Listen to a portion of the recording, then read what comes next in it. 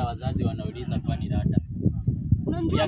Unajua mimi nasuku kwa sababu hata kama ni hiyo infertility. Hatuwezi kuiongelelea hivyo. Unajua mimi naona ni hizi njava zenye unakulanga. Wewe ndio shida. Mimi siwezi kukua sinda kwa sababu mimi nisaipata. Miaka 2 kwa ndoa eti ushaishika kwanza. Lakini si yule mtoto wa kwanza kwani alikuwa wanani yule mwenye niliwaza. So mimi nasuku wewe ndio sinda. Bana, sio mimi. Sio nikani mimi. So niambie wewe tutafanya aje ndio mimi nashangaa kwani sasa mamangu pia anataka kuitwa soso. Mimi mambo yangu inakuwa nyingine hatari. Sio ndio ninakwambia nataka hata unisaidie katoto wangu. Ni hata mambesti yangu.